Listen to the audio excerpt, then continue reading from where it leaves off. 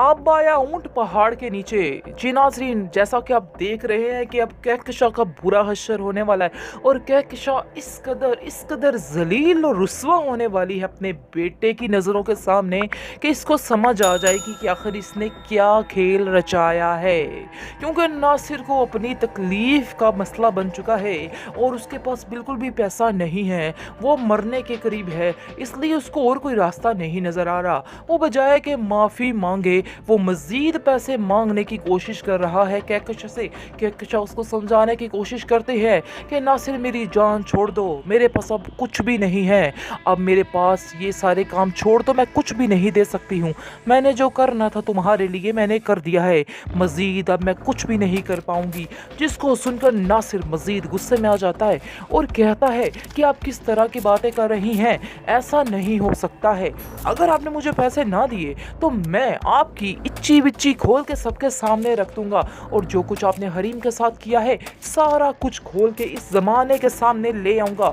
ज़माने के सामने तो वैसे भी आपकी टगे की इज्जत नहीं रही, लेकिन अपने बेटे यानी कि फाइज की आंखों के सामने अगर आप अपनी इज्जत रखना चाहती हो, जहाँ से मर्जी चाहे मुझे पैसे दे दो, वरना ऐसा ना हो कि पोल खोल दूँ और तुम्हारा बेटा जो रह चुका है वो भी तुमसे जाता रहे। जिसको सुनकर कहकशां कहती है कि नहीं नासिर, तुम ऐसा नहीं कर सकते, मेरे साथ ऐसा जुल्म मत करो, तुम नहीं जानते कि मैं कितनी बड़ी मुश्किल में फंस चुकी हूँ, मेरा इधर क्या हाल है, तुम्हें मेरा एहसास करना होगा, अभी थोड़ा सब्र करना होगा। जिसको सुनकर वो कहता है नहीं बीबी, अब मैं सब्र करने वाला नहीं हूँ, अब मेरे पास भी वक्त बहुत कम है और मैं अब ये काम करके रहूँगा और अब मैं तुम्हारी असलियत खोल कर ही लाऊंगा। जी नाज़रीन, ड्रामा तो बैंड करना ही है उन्होंने, क्योंकि अब असलियत तो उसकी खुल के फाइज के सामने भी आनी है।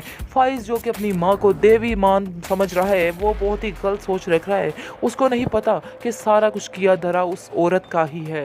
अब हरीम की जान बख्शी होने वाली है, क्योंकि हरीम यही चाहती थी कि बस सबके सामने इसका पोल जो है वो खुल जाए और सारी हकीकत खुल के सामने आ जाए और वो नज़रों से नज़रें मिला के पूरी दुनिया के सामने कह सके कि उसने जो कुछ किया है कुछ गलत नहीं किया, बल्कि बिल्कुल ठीक कर रही है। लेकिन जी आप देखेंगे कि फाइज जो है वो भी काफ़ी परेशान और बीमार सा रहने लग जाता है। दूसरी तरफ आप देखेंगे ये टेंशन बन चुकी है हरीम को, उसकी कहकशां को अपने शोहर की, और वो सोच रही है कि ऐसा ना हो कि ये भी दम तोड़ जाए तो आखिर वो क्या करेगी, उसके पास तो कुछ भी नहीं रह जाएगा। क्योंकि डॉक्टरों ने तकरीबन जी जवाब दे दिया है और कहा है कि नहीं, इस बंदे की ज़िंदगी और मज़ीद नहीं बढ़ सकती, क्योंकि ये बंदा इस कदर टेंशनों में गिरा हुआ है, इस कदर नीलामी में गिरा हुआ है कि इसके पास अब कुछ भी नहीं रह गया है। बहुत ज़्यादा परेशान हो चुकी है कहकशां और लाइबा को समझाने की कोशिश करती है कि अगर आप अभी भी हार मान लेती हैं और माफ़ी मांग लेती हैं जाके हरीम से तो कुछ भी हो सकता है, इसलिए बेहतर यही है कि हरीम से माफ़ी मांग लें। हो सकता है कि आपकी ये मुसीबतें टल जाए, जो मुसीबतें आप पर आई हुई हैं उसको टलाने के लिए आपको ये काम करना ही होगा।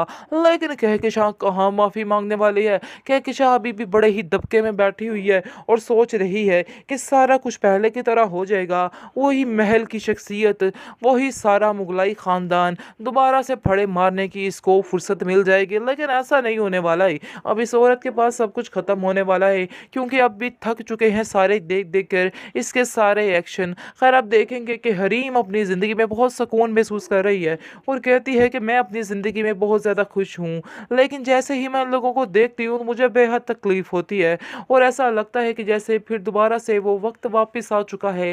मैं मज़ीद अब इन लोगों को कैसे बर्दाश्त करूँ, ये मेरे लिए बेहद मुश्किल होता जा रहा है। अब आया ऊंट पहाड़ के नीचे।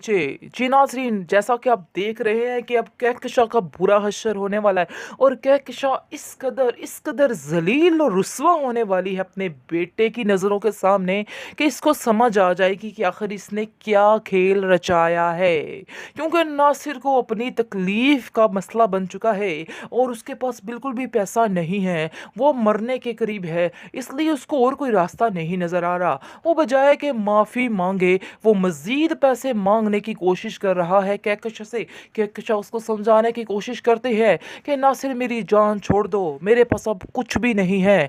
अब मेरे पास ये सारे काम छोड़ दो, मैं कुछ भी नहीं दे सकती हूँ। मैंने जो करना था तुम्हारे लिए मैंने कर दिया है, मज़ीद अब मैं कुछ भी नहीं कर पाऊंगी। जिसको सुनकर नासिर मज़ीद गुस्से में आ जाता है और कहता है कि आप किस तरह की बातें कर रही हैं, ऐसा नहीं हो सकता है। अगर आपने मुझे पैसे ना दिए तो मैं आपकी इच्ची बिच्ची खोल के सबके सामने रख दूंगा, और जो कुछ आपने हरीम के साथ किया है सारा कुछ खोल के इस ज़माने के सामने ले आऊंगा। ज़माने के सामने तो वैसे भी आपकी टगे की इज्जत नहीं रही, लेकिन अपने बेटे यानी कि फाइज की आंखों के सामने अगर आप अपनी इज्जत रखना चाहती हो, जहां से मर्जी चाहे मुझे पैसे दे दो, वरना ऐसा ना हो कि पोल खोल दूं और तुम्हारा बेटा जो रह चुका है वो भी तुमसे जाता रहे। जिसको सुनकर कहकशा कहती है कि नहीं नासिर, तुम ऐसा नहीं कर सकते, मेरे साथ ऐसा जुल्म मत करो। तुम नहीं जानते कि मैं कितनी बड़ी मुश्किल में फंस चुकी हूँ, मेरा इधर क्या हाल है।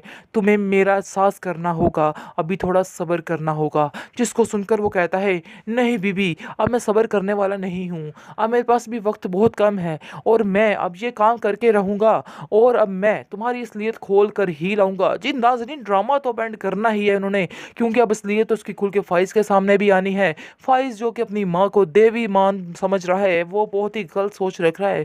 उसको नहीं पता कि सारा कुछ किया धरा उस औरत का ही है।